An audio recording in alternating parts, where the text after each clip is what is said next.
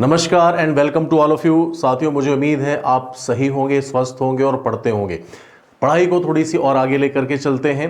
Geography के इस session में आपको आकाशगंगा के बारे में आगे कुछ मैं बताना चाहूंगा। कौन कौन सी चीजें आज डिस्कशन में है आपके सामने ये लिखा हुआ है मैंने, जैसे ध्रुव तारा और उसके महत्व को देखना है साथियों, फिर Vela supernova, Centaurus, Hydra, UY Scuti, VY Canis Majoris, TON 1618, cosmic किरणें, ग्रेविटेशनल लेंसिंग टेक्निक, ये सब बहुत महत्वपूर्ण टॉपिक है साथियों जो आज हम डिस्कशन में ले रहे हैं।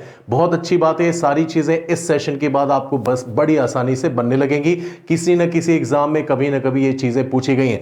चलिए आगे चलते हैं साथियों। सबसे पहले हम देखते हैं अपनी इस आकाशगंगा को। एक बार आपको याद दिला दें, जिन चीजों को पहले हमने अध्ययन में लिया था एक बार उससे आप फिर से जुड़ जाइए, फिर आगे चलते हैं साथियों। यहां पर हमारा ये स्ट्रक्चर बना हुआ है, आप देख रहे हैं, ये हमारी आकाशगंगा है, दंड सर्पिलाकार। कैसी है साथियों? लिखा हुआ है दंड सर्पिलाकार। यही मिल्की वे आकाशगंगा है। इसकी दो बेसिक भुजाओं के नाम मैंने लिख दिए हैं जो सबसे महत्वपूर्ण घूर्णन भुजाएं हैं, पर्सियस और स्कूटम सेंटोरस। ये आपको दिख रही है साथियों। इसके साथ इसकी अन्य गौण भुजाएं भी हैं, जैसे ओरियन सिग्नेस है। छोटी छोटी सी कुछ भुजाएं आपको दिख रही हैं बिखरी हुई, यही नेरोमा है, यही आपके ओरियन सिग्नेस है एवं अन्य भुजाएं। लेकिन हमें अपने अध्ययन की विषय वस्तु में जितनी चीजें काम की हैं वो हमने इसमें देख ली है। अब आगे चलते हैं साथियों, क्या चीजें और हमें पढ़ने के लिए।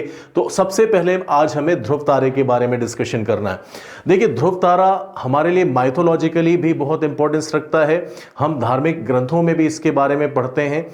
आज हम इसके वैज्ञानिक महत्व की चर्चा करेंगे साथियों। ध्रुव तारा वैसे तो पृथ्वी से लगभग 700 प्रकाश वर्ष दूर स्थित है और ये कोई एक तारा ना होकर के ये 3 तारों का समूह है। इसको हम पोलैरिस ए, पोलैरिस बी और पोलैरिस पी के नाम से जानते हैं।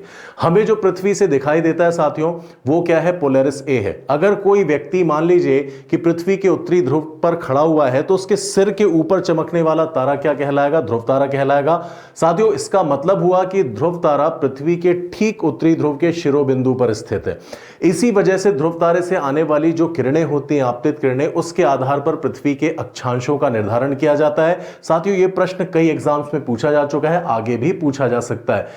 जो ध्रुव तारे से आने वाली किरणें हैं, उन किरणों के आपतन कोण के आधार पर पृथ्वी पर अक्षांश रेखाओं का या लैटिट्यूड्स का निर्धारण किया जाता है। साथियों, ध्यान रखेंगे कि क्या हमेशा ध्रुव तारा पृथ्वी के जेनिथ नॉर्थ में या शिरोबिंदु, उत्तरी शिरोबिंदु पर रहता है? तो ऐसा नहीं है। थोड़ा सा टेक्निकल पॉइंट्स में आपको थोड़ा ज्यादा बताना चाहूंगा। आज अगर पृथ्वी की स्थिति देखेंगे तो पृथ्वी अपने अक्ष पर लगभग 23.5 डिग्री झुकी हुई है सूर्य के सापेक्ष। ये जो उसका झुकाव है थोड़ा सा दोलन करता है। कितने में दोलन करता है? तो ध्यान रखिएगा, दोलन करता है 21 से 24.5 डिग्री के बीच। कुछ चीजें आपको बहुत अच्छे से ध्यान रखनी है साथियों। यहां पर मैं बता दूं कि जो पृथ्वी का झुकाव होता है वो 21 से 24.5 डिग्री के बीच घूर्णन करता है, ठीक है ना। झुकाव कितना है पृथ्वी का? अभी पृथ्वी का झुकाव है साथियों 23.5 डिग्री। अपने अक्षांश पे 23.5 डिग्री है, सभी जानते हैं। लेकिन ये किसके बीच बदलता रहता है? ये 21 डिग्री से 24.5 डिग्री के बीच बदलता रहता है। इस कंडीशन में होता क्या है साथियों? इस कंडीशन में होता यह है कि अभी ध्रुव तारा क्या है? पृथ्वी के जेनिथ नॉर्थ में स्थित है। आप देख रहे हैं ये ध्रुव तारा जेनिथ नॉर्थ में स्थित है। लेकिन अगर आज से 3000 साल पहले की बात करेंगे, आज से 3000 साल पहले की बात करेंगे, तो थूबान नामक एक तारा था जिसको हम अल्फा ड्रैकोनिस भी कहते हैं साथियों। क्या कहते हैं? अल्फा ड्रैकोनिस। ये तारा पृथ्वी के ठीक शिरोबिंदु, उत्तरी ध्रुव के ठीक शिरोबिंदु पर स्थित था या उत्तरी ध्रुव के ठीक ऊपर स्थित था। आज से 5000 साल बाद जाएंगे साथियों, आज से 5000 ईयर्स बाद क्या होगा? स्थिति यह होगी कि जो ध्रुव तारा है उसकी जगह क्या आ जाएगा? अल्डेरामिन। क्या आ जाएगा? अल्डेरामिन। मतलब जो अल्डेरामिन तारा है साथियों, ये पृथ्वी के उत्तरी ध्रुव के ठीक ऊपर चमकेगा। अच्छा, हमने ये बताया अभी आपको कि 21 डिग्री से 24.5 डिग्री के बीच पृथ्वी के अक्षीय झुकाव में क्या होता है? एक पल्सेशन, एक दोलन होता है। ये जो दोलन हो रहा है, इस दोलन की जो टोटल अवधि होती है 26,000 ईयर्स होती है। कितनी होती है साथियों? लगभग 26,000 वर्ष। ये औसत निकाला गया 26,000 वर्ष। और 26,000 वर्षों के बाद की स्थिति में क्या होगा? जो वेगा स्टार है साथियों, ध्यान रखिएगा, ये वेगा स्टार क्या होगा? ये पृथ्वी के उत्तरी ध्रुव के ठीक ऊपर अर्थात शिरोबिंदु पर स्थित होगा। ये मैंने आपको ध्रुव तारे के बारे में बहुत सारी चीजें बताई, बहुत ध्यान से इन चीजों को नोट डाउन करिएगा साथियों। एक बार इस फिगर को बना ले। अच्छा, यहां पर जो ध्रुव तारे समूह के 3 तारों की हमने चर्चा की है, पोलैरिस ए, पोलैरिस बी और पोलैरिस पी। इसमें एक चीज ध्यान रखनी है साथियों कि पोलैरिस ए ही हमें दिखाई देता है अगर हम क्या करते हैं, आंखों से ध्रुव तारे को देखने की कोशिश करते हैं, जो सबसे बड़ा और सबसे प्रमुख भी है। बाकी जो पोलरिस बी और पोलरिस पी है ये हमें दिखाई नहीं देते, टेलीस्कोप से इनको देखना पड़ता है। साथियों ध्यान रखिएगा, यहां पर जो पोलरिस बी और पोलरिस पी है, ये पोलरिस ए का क्या करते हैं साथियों, देखेंगे चक्कर लगाते हैं। ठीक वैसे ही जैसे पृथ्वी किसका चक्कर लगाती है साथियों, जैसे पृथ्वी आप देखेंगे सूरज का चक्कर लगाती है। साथियों जो पोलरिस बी है ये क्या करता है, लगभग 49,000 वर्षों में, कितने साल में, 49,000 ईयर्स, 49,000 वर्षों में, ध्यान रखिएगा, ये एक चक्कर पूरा करता है पोलरिस ए का, जबकि पोलरिस पी केवल 29.5 वर्षों में एक चक्कर पूरा करता है। किसका, ध्यान रखना है साथियों, पोलरिस ए का। ये चीजें मैंने अलग से इसलिए बताई हैं कि आपको थोड़ा सा ज्यादा जानना है, और ध्रुव तारे से बहुत क्वेश्चंस आ चुके हैं। अब मैंने आपको जितनी चीजें बताई साथियों उसको पॉइंट में एक बार पढ़ लीजिए, चीजें हमेशा के लिए तैयार हो जाएंगी। ये देखिए ये लिखा हुआ है आपके सामने साथियों, मैं इसको पढ़ देता हूं ताकि चीजें आपको अच्छे से समझ में आ जाए। देखिए पृथ्वी से ध्रुव तारे की दूरी कितनी है, 700 प्रकाश वर्ष, ये पूछा जा चुका है, इंपॉर्टेंट पॉइंट है। पृथ्वी के उत्तरी ध्रुव पर खड़े व्यक्ति के ठीक शिरोबिंदु पर, मतलब ठीक सिर के ऊपर चमकता है। नेक्स्ट देखेंगे साथियों कि ध्रुव तारे से आने वाली किरणों के आधार पर पृथ्वी के धरातल पर जो आपतन कोण है उसके आधार पर क्या किया जाता है, पृथ्वी के अक्षांशों का निर्धारण किया जाता है, लैटिट्यूड्स को डिटरमाइन किया जाता है। साथियों आगे देखेंगे, इसमें जो महत्वपूर्ण पक्ष है आपके लिए वो ये है कि जो ध्रुव तारा है उसका एक्चुअल नाम क्या है, उसका नाम है अल्फा उर्सा माइनोरिस। क्या नाम है, अल्फा उर्सा माइनोरिस। ये उर्सा माइनोरिस क्यों है इसका नाम, ध्यान रखेंगे कि जो ध्रुव तारा है साथियों देखेंगे कि ये लिटिल बियर या उर्सा माइनर तारा समूह का ही एक हिस्सा है, इसलिए उसको उर्सा माइनोरिस नाम दिया गया। क्या नाम दिया गया, उर्सा माइनोरिस। ये देखिए शुरू में मैंने इसको लिखा भी था, मुझे उम्मीद है कि आपने इसको देखा होगा, ये लिखा है अल्फा उर्सा माइनोरिस। ठीक है, आगे देखते हैं, इसका मैंने आपको नाम भी बताया। अब हम आगे चलते हैं, कुछ दूसरी चीजों का डिस्कशन करते हैं। सबसे पहले इसमें क्या है, साइरस या डॉग स्टार। आपके सामने लिखा है साइरस या डॉग स्टार। ये क्या है साथियों, जब हम आकाश में देखते हैं तो आकाश में हमें जो सबसे चमकीला तारा दिखाई देता है वही है साइरस या डॉग स्टार। वो क्या है साथियों, साइरस या डॉग स्टार। ये पृथ्वी से लगभग 8.6 लाइट ईयर्स, 8.6 लाइट ईयर्स या प्रकाश वर्ष दूर स्थित है। अगर इसका साइज देखेंगे तो सूर्य से दुगना बड़ा है साथियों, और सूर्य से लगभग 20 गुना ज्यादा चमकीला है। आकाश में हम धरती से जब देखते हैं तो धरती से दिखने वाला सबसे चमकीला जो तारा है साथियों, साइरस या डॉग स्टार ही है। देखिए यही चीज लिखा हुआ है कि पृथ्वी से 8.6 प्रकाश वर्ष की दूरी पर स्थित है। ज्यादा से ज्यादा आप देखेंगे कि आप जैसे ही टेलीस्कोप का प्रयोग करते हैं और आप आकाश में देखते हैं तो सूर्य से लगभग दुगना बड़ा और 20 गुना चमकीला आपको एक तारा दिखाई देता है, वही क्या है, साइरस या डॉग स्टार है। नेक्स्ट देखेंगे साथियों, नेक्स्ट आपके सामने लिखा हुआ है, ये देखेंगे वेला सुपरनोवा। ये वेला सुपरनोवा है क्या साथियों, पहले इसको शॉर्ट में सुन लें, उसके बाद आप देखेंगे समझ में आ जाएगा। देखिए आज से लगभग 11,000 वर्ष पहले एक तारे का जो जीवन है वो समाप्त हो गया। जब तारे का जीवन समाप्त होता है साथियों तो या तो क्या बनता है, व्हाइट डॉर्फ, फिर उसके बाद ब्लैक डॉर्फ में बदल जाता है, श्वेत वामन, फिर काले वामन में बदल जाता है, या न्यूट्रॉन तारा बनता है जो सबसे छोटे तारे कहलाते हैं अपने इस यूनिवर्स या ब्रह्मांड के, या फिर वो ब्लैक होल बन जाता है। एक तारा है जो लगभग जीवन की अंतिम अवस्था में पहुंच चुका है, लगभग मतलब मरणासन्न होने वाला है, उसके अंदर सुपरनोवा एक्सप्लोजन हो चुका है। इस तारे से 11,000 साल पहले की प्रघटना, इस तारे से रुक रुक करके रेडियो विकिरण पृथ्वी तक पहुंचता है, जिसके आधार पे वैज्ञानिकों ने इसको आइडेंटिफाई किया है, इसको पहचाना है, इसी को नाम दे दिया गया साथियों, ये लिखा हुआ है वेला सुपरनोवा। देखिए आज से लगभग 11,000 वर्ष पहले क्या हुआ, आप देखेंगे एक तारे का जीवन काल लगभग समाप्त हो गया। ठीक है ना, इससे रुक रुक कर क्या आती हैं साथियों, आप देख रहे हैं रुक रुक करके रेडियो तरंगे पृथ्वी तक आती हैं, और इसी के आधार पे साइंटिस्ट लोगों ने इसको पहचाना है और इसे हमने क्या नाम दिया है, वेला सुपरनोवा। नेक्स्ट देखेंगे, नेक्स्ट लिखा हुआ है उपग्रह आकाशगंगाएं। ये उपग्रह आकाशगंगाएं हैं क्या, पृथ्वी से लगभग 1,80,000 प्रकाश वर्ष दूर, 1,80,000 लाइट ईयर्स या प्रकाश वर्ष दूर दो चमकीले बिंदु दिखाई देते हैं। ये बिंदु हमारी मंदाकिनी आकाशगंगा या मिल्की वे आकाशगंगा के दाईं ओर दिखाई देते हैं, और ये बिंदु ऐसे लगते हैं, इनका ऐसा आकार है जैसे आपकी आकाशगंगा का आकार होता है। इन्हीं को क्या नाम दिया गया है, उपग्रह आकाशगंगाएं।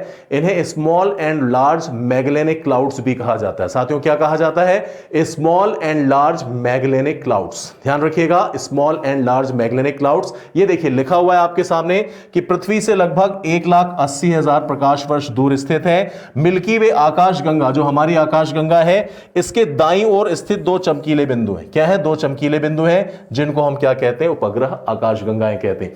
साथियों बहुत अच्छे से इन चीजों को पढ़िए, पढ़ करके एक स्क्रीनशॉट भी ले लीजिए ताकि आपके पास नोट्स तैयार रहे।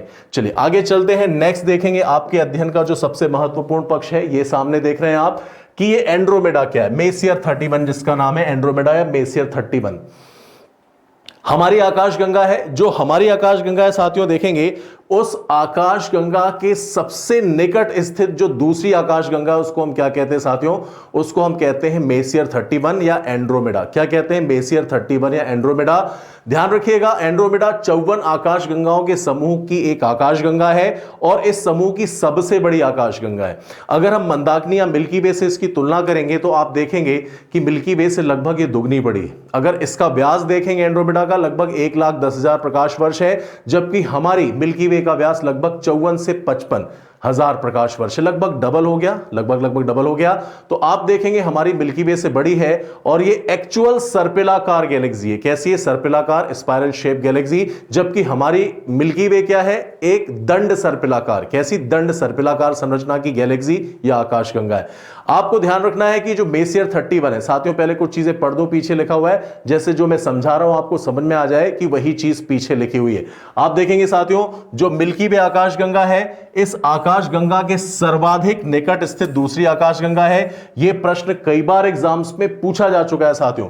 आप देखेंगे ये लगभग 25 लाख प्रकाश वर्ष दूर स्थित है। कितनी दूर स्थित है? आप देखेंगे लगभग 25 लाख। आप कुछ पुस्तकों में पढ़ेंगे तो ये 22 लाख भी दिया रहता है, 2.3 मिलियन भी दिया रहता है, कोई बात नहीं, 25 लाख एक सही आंकड़ा है। 25 लाख प्रकाश वर्ष दूर स्थित है। अगर पृथ्वी से हम देखेंगे तो पृथ्वी से जो सर्वाधिक दूर की वस्तु हमें दिखाई देती है विभिन्न टेक्निक्स के माध्यम से, सर्वाधिक दूर की वस्तु क्या है? आप देखेंगे यही हमारी एंड्रोमेडा आकाशगंगा है, जो लगभग 25 लाख प्रकाश वर्ष दूर स्थित है। देखिए ये लिखा हुआ है कि आकार में ये मंदाकिनी से क्या है? ध्यान रखिएगा, बड़ी है। और उसके बाद 54 आकाशगंगाओं के समूह में ये सबसे बड़ी आकाशगंगा है। 54 आकाशगंगाओं के समूह में साथियों ये सबसे बड़ी आकाशगंगा है, ये आपको ध्यान रखना है। इसके बाद आगे देखेंगे, इसमें कुछ और इंपॉर्टेंट फैक्ट्स हैं जो मैंने बताया। इसका व्यास कितना है? 1,10,000 प्रकाश वर्ष है। कितना है साथियों? 1,10,000 प्रकाश वर्ष, जो हमारी मिल्की वे आकाशगंगा का जस्ट लगभग डबल समझ में आता है। नेक्स्ट देखेंगे आप कि पृथ्वी से दिखाई देने वाली ये क्या है? सर्वाधिक दूर की वस्तु है। ध्यान रखिएगा, पृथ्वी से दिखाई देने वाली ये सर्वाधिक दूर की वस्तु है। हम एंड्रोमेडा आकाशगंगा की अभी चर्चा कर रहे हैं, जो सर्वाधिक दूर की वस्तु है। अब नेक्स्ट देखेंगे साथियों, क्रक्स ऑस्ट्रालिस लिखा है। ये क्रक्स ऑस्ट्रालिस क्या है?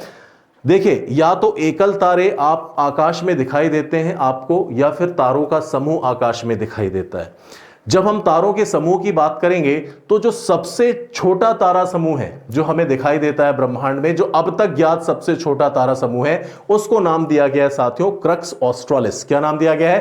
क्रक्स ऑस्ट्रालिस। ये देखिए लिखा हुआ है कि ब्रह्मांड का सबसे छोटा तारा समूह। क्या लिखा हुआ है? ब्रह्मांड का सबसे छोटा तारा समूह।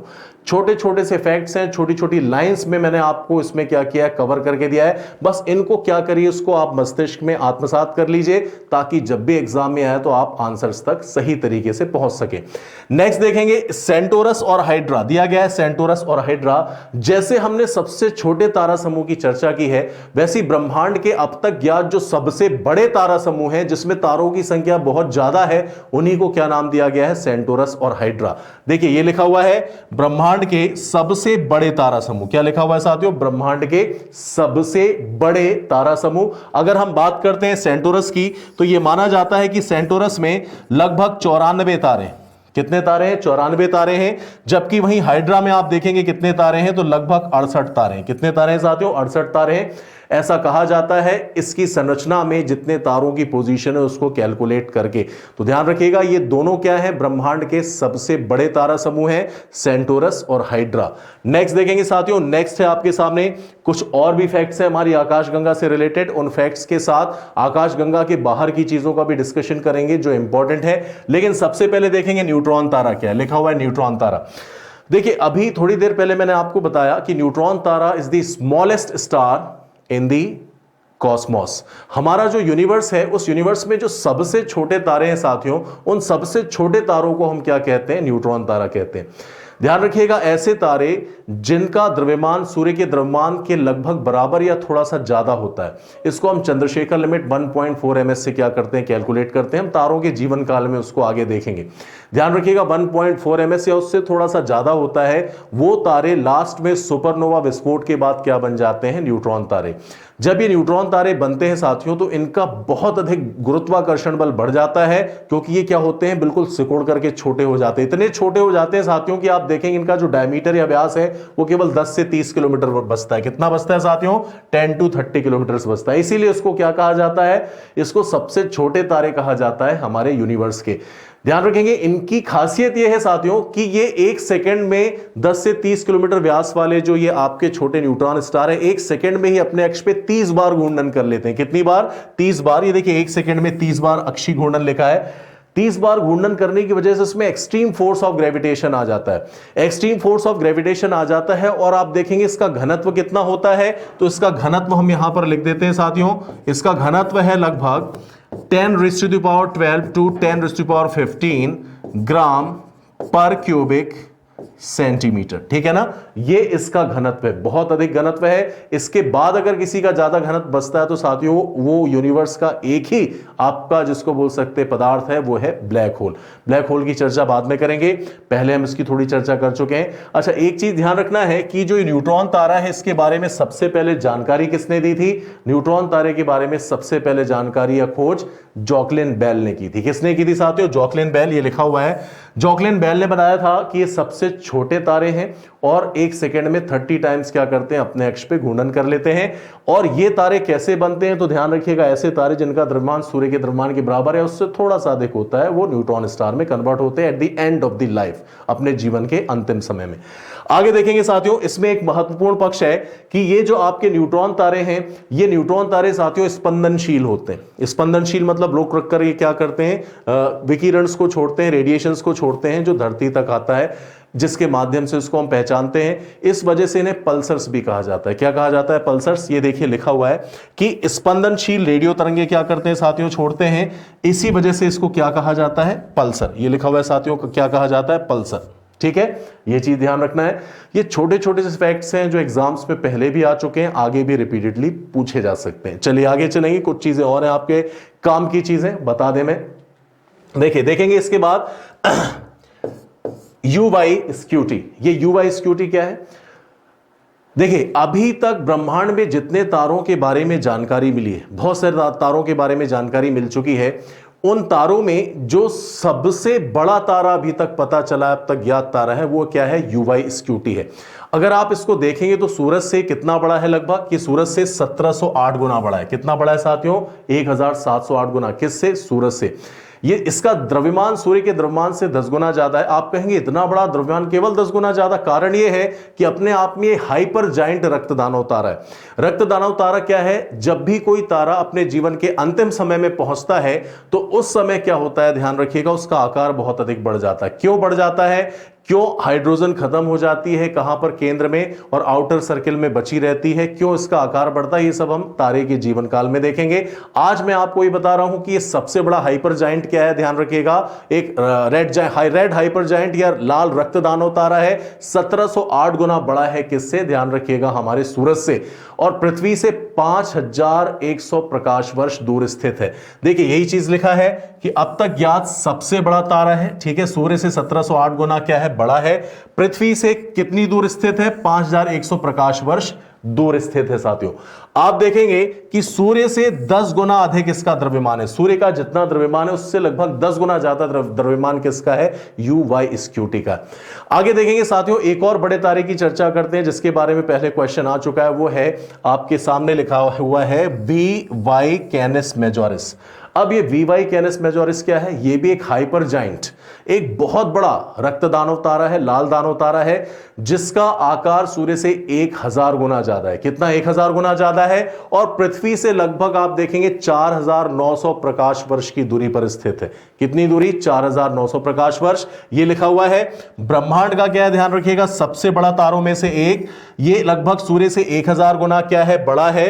ये भी हाइपर जाइंट रक्तदानव तारा है, और पृथ्वी से लगभग लगभग 4900 प्रकाश वर्ष की दूरी पर स्थित है। साथियों, ये इंपॉर्टेंट फैक्ट्स हैं, केवल हम उतनी ही जानकारी चीजों के बारे में ले रहे हैं या उतनी ही जानकारी हमें अपने पास रखनी है जितना हमारे एग्जामिनेशन पॉइंट ऑफ व्यू से जरूरी है, और हम औरों से बेहतर हो सके। औरों से बेहतर होने का मतलब है औरों से ज्यादा जानना, ताकि आप ज्यादा क्वेश्चंस सही करके सेलेक्ट हो सके। साथियों, आगे चलते हैं, कुछ इंपॉर्टेंट चीजें और आपको बताते हैं। ये देखिए, सामने लिखा हुआ है TON 618, टन 618, ये क्या है? तो ध्यान रखिएगा, ब्लैक होल्स के बारे में कुछ चर्चा हमने पहले की है। ये एक अल्ट्रा मैसिव ब्लैक होल है जो अब तक का ज्ञात ब्रह्मांड का सबसे बड़ा ब्लैक होल है। साथियों, सबसे बड़ा और सबसे शक्तिशाली ब्लैक होल है। आप देखेंगे इसका जो द्रव्यमान है सूर्य के द्रव्यमान से लगभग 66 अरब गुना ज्यादा है। कितना ज्यादा है? 66 अरब गुना ज्यादा है। और इस ब्लैक होल के चारों ओर से जो तीव्र प्रकाश निकलता है, जो क्वासर्स के तीव्र प्रकाश फैलते हैं सभी जगह, उस प्रकाशोत्सर्जन की तीव्रता देखेंगे या इंटेंसिटी देखेंगे तो सूरज के प्रकाश से 140 ट्रिलियन गुना ज्यादा है। साथियों, कितने ज्यादा है? 140 ट्रिलियन गुना। देखिए, ये लिखा हुआ है आपके सामने कि ब्रह्मांड का क्या है सबसे बड़ा अल्ट्रा मैसिव ब्लैक होल? क्या है सबसे बड़ा अल्ट्रा मैसिव ब्लैक होल?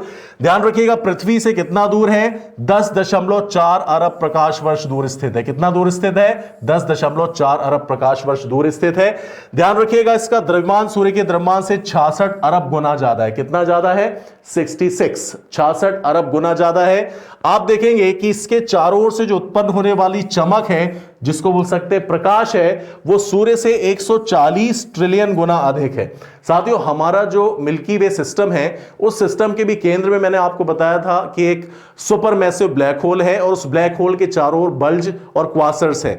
बहुत तेज प्रकाशमान हिस्सा है वो। वैसे ही ठीक आप देखेंगे कि जो टन 618 है उसके भी चारों ओर प्रकाशमान हिस्सा है, क्योंकि बहुत तेजी से आकर्षित करता है बहुत ज्यादा संख्या में तारों को, तो इसके चारों ओर तारों का संकेंद्रण, कंसंट्रेशन हो जाता है, और उस कंसंट्रेशन से जो लाइट और इंटेंसिटी निकलती है, उसकी चमक हमारे सूर्य की चमक से 140 ट्रिलियन गुना अधिक है। आप इमेजिन नहीं कर सकते साथियों। इसीलिए मैं कहता हूं कि जब हम क्या पढ़ते हैं ब्रह्मांड, तो हमें क्या करना है, केवल फिगर्स को एक बार देख करके परीक्षा के लिए थोड़ा समझना है। अदरवाइज इतनी बड़ी बड़ी दूरियां हैं, इतने बड़े बड़े आप देखेंगे यूनिट्स हैं कि आप इसको कल्पना में भी नहीं सोच सकते कि ये कितना है। चलिए आगे चलेंगे साथियों। इसके बाद कुछ चीजें और हैं आपके काम की। यहां पर लिखा हुआ है कॉस्मिक किरणें या कॉस्मिक रेज। अब ये कॉस्मिक किरणें क्या होती हैं? देखिए क्या है, सबसे पहले ध्यान रखिएगा, मिलिकन ने 1925 में कॉस्मिक किरणों या अंतरिक्ष किरणों के बारे में बताया था। देखिए, जब कभी भी क्या होता है, जो द्रव्यमान होता है या पदार्थ होता है वो ऊर्जा में कन्वर्ट होता है, ऊर्जा में कन्वर्ट होता है। तो ध्यान रखिएगा, जब मान लीजिए एक छोटा सा एग्जांपल कि हाइड्रोजन हीलियम में बन रहा है, नाभिकीय संलयन की अभिक्रिया हो रही। अब इस अभिक्रिया में क्या है, हाइड्रोजन के 2 कण मिलकर के हीलियम का 1 कण बनाएंगे। हीलियम के 1 कण का जो क्या होगा द्रव्यमान, वो हाइड्रोजन के 2 कणों के द्रव्यमान की अपेक्षा कम होगा, क्योंकि जो शेष मात्रा होगी दोनों के अंतराल की, वही ऊर्जा के रूप में बाहर विकिरित होती है। ध्यान रखिएगा, ऊर्जा के रूप में ये जो बाहर विकिरण है, ये विकिरण कैसे होता है? ये विकिरण साथियों कॉस्मिक किरणों के रूप में ही होता है। किस रूप में होता है? कॉस्मिक किरणों के रूप में होता है। इसी चीज को यहां पर बताया गया है। देखिए कि खोज करता है इसके कौन है, मिलिकन है। 1925 में इन्होंने खोजा था। इसकी उत्पत्ति ध्यान रखिएगा, द्रव्य के ऊर्जा में परिवर्तन कैसे होती है? अभी मैंने आपको बताया, द्रव्य के ऊर्जा में परिवर्तन के कारण होती है। साथियों ध्यान रखिएगा कि ये अवास्तविक किरणें कहलाती हैं। क्यों अवास्तविक किरणें कहलाती हैं? क्योंकि एक्चुअली है क्या, ये वास्तविक रूप से बहुत तीव्र गति से चलने वाले बहुत ही छोटे छोटे माइक्रो पार्टिकल्स हैं। इन माइक्रो पार्टिकल्स में होता क्या है, सबसे ज्यादा 89% आप देखेंगे कि इसमें प्रोटॉन होता है। साथियों क्या होता है? प्रोटॉन होता है। उसके बाद 9% रेडिएशन होता है, और जो जो इसके अलावा आपका शेष परसेंटेज अमाउंट बचा है, उसमें आप देखेंगे कार्बन, नाइट्रोजन, लोहा इत्यादि के नाभिक होते हैं। देखिए यही चीज यहां पर लिखी हुई है। आप देखेंगे कि कैसे बनती है अंतरिक्ष किरणें, 89% प्रोटॉन से, 9% विकिरण से, तथा शेष क्या होंगे आप देखेंगे कार्बन, नाइट्रोजन और लोहे के नाभिक। अंतरिक्ष किरणें इसलिए महत्वपूर्ण है कि कभी भी ध्यान रखिएगा कि जब ये किरणें साथियों, जब ये किरणें पृथ्वी के वायुमंडल तक आती हैं, तो कई बार ये वायुमंडल को क्या करती हैं, भेद करके। वायुमंडल का जो सुरक्षा कवच है वो क्या कहलाता है? पृथ्वी के वायुमंडल का सुरक्षा कवच वैन एलन बेल्ट कहलाता है। कभी कभी साथियों ये वैन एलन बेल्ट को भी भेद करके क्या करती हैं, देखेंगे कि पृथ्वी के वायुमंडल में घुस जाती हैं और बहुत अधिक नुकसान करती हैं। नुकसान कहां पर होगा, तो पृथ्वी का जो सैटेलाइट सिस्टम है और सैटेलाइट सिस्टम के साथ साथ आप देखेंगे जो इलेक्ट्रिसिटी सिस्टम है, इन सारी चीजों को डिस्ट्रॉय करती हैं। कौन सी, ये अंतरिक्ष किरणें, तो पृथ्वी के लिए अच्छी नहीं मानी जाती। फिर से ध्यान रखिएगा कि मिल्कन ने 1925 में क्या किया था, इसके बारे में पता लगाया था। जब द्रव्य या जिसको बोल सकते पदार्थ ऊर्जा में बदलता है तो ऊर्जा की मात्रा के रूप में क्या निकलती हैं, कॉस्मिक किरणें निकलती हैं।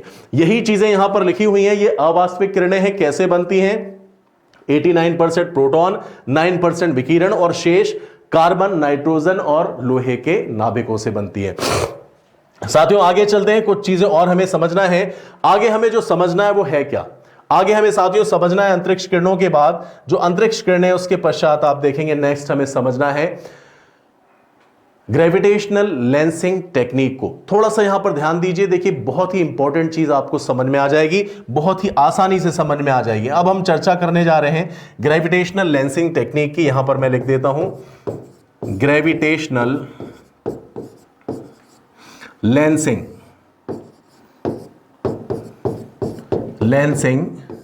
तकनीक। यह है क्या, थोड़ा सा समझना है। देखिए जैसे लेंस होता है और लेंस जो काम करता है, अगर वही काम ब्रह्मांड का कोई ऑब्जेक्ट करने लगे तो उसको हम क्या कहते हैं, ग्रेविटेशनल लेंसिंग। इसको थोड़ा सा समझिएगा। देखिए एक चित्र के माध्यम से मैं आपको समझाता हूं। सपोज मान लीजिए कि ये पृथ्वी है, सपोज मान लीजिए कि पृथ्वी, हमने यहां पर पृथ्वी बना दी आपको समझने के लिए, और यहां पर हमने एक बहुत दूर एक ऑब्जेक्ट बना दिया। ये कोई ऑब्जेक्ट है, ये कोई ऑब्जेक्ट है।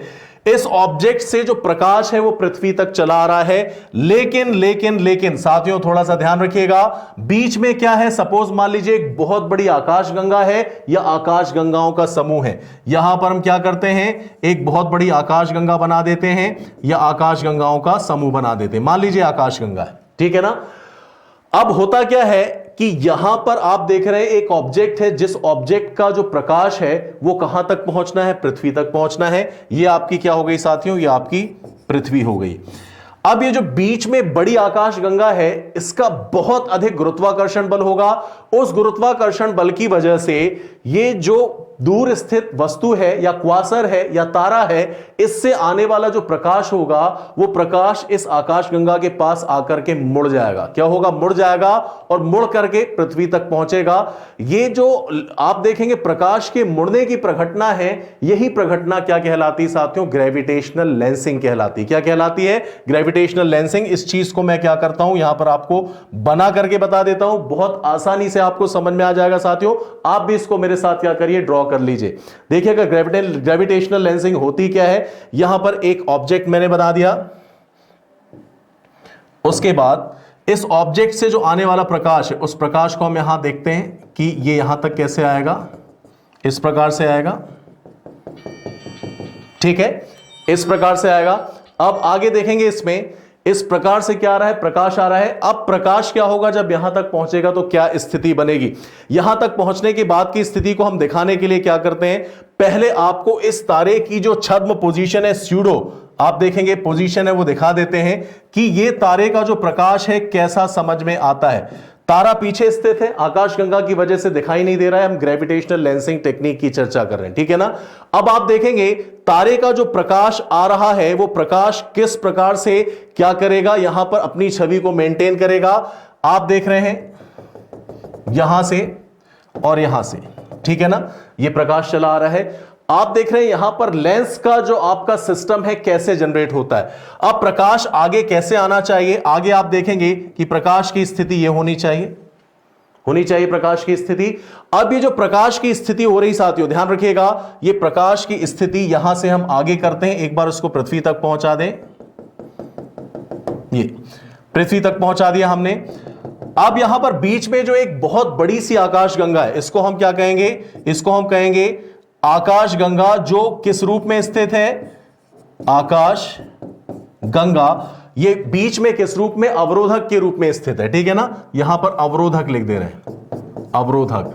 अब इस अवरोधक आकाशगंगा की वजह से इस क्वासर या इस तारे से आने वाला जो प्रकाश है वो प्रकाश क्या होगा, इसको ऐसा फैलना चाहिए, ऐसा फैलना चाहिए। तो ऐसा फैल करके ये बाहर नहीं जाएगा, बल्कि इस आकाशगंगा की वजह से मैं लाइन बना करके साथियों बता देता हूं, जैसे आप समझ जाएं। ऐसा जाकर के इस ऑब्जेक्ट जो बीच में अवरोधक ऑब्जेक्ट है उसकी वजह से इस प्रकार से मुड़ जाएगा। प्रकाश के जो मुड़ने की प्रघटना है, आप देख रहे हैं कि प्रकाश इस प्रकार से आकर के जो मुड़ रहा है, मुड़ने की ही प्रघटना क्या कहलाती है ब्रह्मांड में, ग्रेविटेशनल लेंसिंग कहलाती है। ये प्रकाश क्यों मुड़ रहा है, इसलिए मुड़ रहा है कि बीच में आपने ये जो आकाशगंगा का अवरोध बनाया है, इस अवरोध के गुरुत्वाकर्षण की वजह से, अवरोध के गुरुत्व बल की वजह से आप देखेंगे कि प्रकाश मुड़ेगा और मुड़ करके पृथ्वी तक आएगा। इसकी वजह से क्या होगा, प्रकाश का एक स्पेसिफिक रिंग बनेगा। क्या बनेगा, एक स्पेसिफिक रिंग बनेगा। ये जो स्पेसिफिक रिंग बनेगा इसी को हम आइंस्टीन रिंग के नाम से जानते हैं, उसको हम बाद में डिस्कशन में लेंगे। केवल आप ध्यान रखिएगा, जो ये रिंग टूटा फूटा सा बनेगा, ये रिंग के रूप में हमें ये वस्तु दिखाई देगी, जो वस्तु अपने आकार से बहुत बड़ी समझ में आएगी। साथियों, बड़ी इसलिए समझ में आएगी क्योंकि यहां पर इस अवरोधक ने, जो बड़ी आकाशगंगा है, इस अवरोधक ने क्या किया है, इससे आने वाले प्रकाश को समेट दिया, समेट करके एक ऐसी छवि बनाई है, जैसे आप लेंस से किसी चीज को देखते हो तो लेंस से देखने पर वो चीज बड़ी दिखती है, ठीक है। वैसे ही आप देखेंगे कि ब्रह्मांड का एक लेंस बन जाती है आकाशगंगा, और अपने गुरुत्वाकर्षण बल से क्या करती है, पीछे वाले स्टार को अपेक्षाकृत जैसा है उसकी अपेक्षा थोड़ा बड़ा दिखाती है, ठीक है। यही क्या कहलाती है, ग्रेविटेशनल लेंसिंग टेक्निक। साथियों, इसको थोड़ा सा बना लीजिए जैसे आपको समझ में आ जाए, जल्दी से बना ले। इसमें 2 लाइनें फिर लिख देते हैं, जल्दी से 5 सेकंड में बना लीजिए साथियों इसको। मुझे उम्मीद है कि आप 5 सेकंड में इसको बना लेंगे, या इसके स्क्रीनशॉट ले लें, फिर आगे चलते हैं। चलिए आगे चलेंगे, 2 लाइनें इसमें लिख लेते हैं। कुछ नहीं करना, आपको 2 लाइनें बस लिखनी है, जो मैं लिख देता हूं।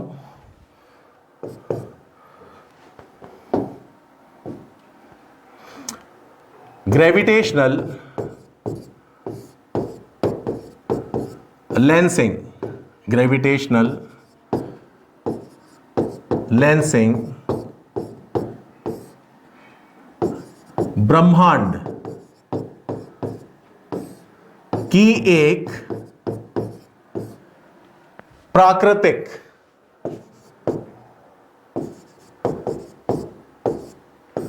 दूरबीन लेंसिंग व्यवस्था है, जिस प्रकार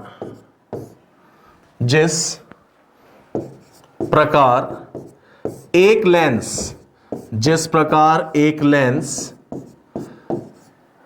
स्रोत से आने वाले, या केवल प्रकाश को लिख लीजिए, ज्यादा लंबा ना करें, लेंस प्रकाश को मोड़ता है, उसी प्रकार किसी तारे या क्वासर्स से आने वाले, अच्छा यहां जो तारा या क्वासर है ध्यान रखिएगा, दूर स्थित, कैसा होगा वो, दूर स्थित, इसलिए मैं यहां पर अलग से आपको हाईलाइट करके बता दे रहा हूं। दूर स्थित तारे या क्वासर से आने वाले प्रकाश को एक अवरोधक आकाशगंगा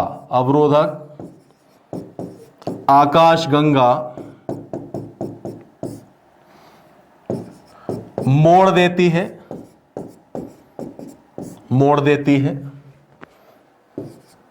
ठीक है साथियों, लिख लीजिए, ये मैंने शॉर्ट में आपको क्या बता दिया है, ग्रेविटेशनल लेंसिंग। जल्दी से आप लिख लें इसको। अच्छा, मोड़ने की वजह से क्या होगा, जिससे प्रकाश का दायरा बढ़ जाता है, जिससे प्रकाश का दायरा बढ़ जाता है। ठीक है, मतलब पीछे वाली वस्तु अपने ओरिजिनल साइज से क्या होगी साथियों, बड़ी दिखाई देने लगेगी। जल्दी से नोट डाउन कर लें।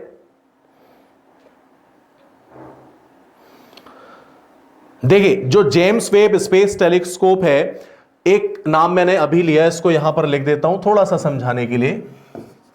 जेम्स वेब स्पेस टेलीस्कोप, ठीक है।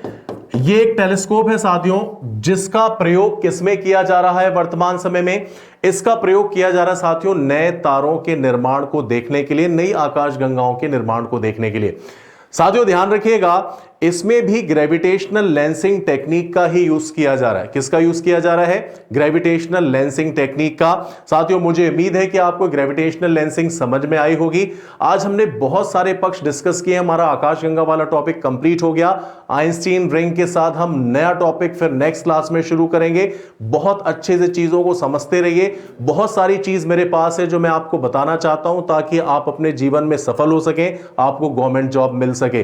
साथियों ऐसे ही निरंतरता के साथ बने रहिए और इन चीजों को सीखिए, औरों से बेहतर करिए अपने ज्ञान को और सफलता प्राप्त करिए। आज के लिए इतना ही। जय हिंद, जय भारत, टेक केयर।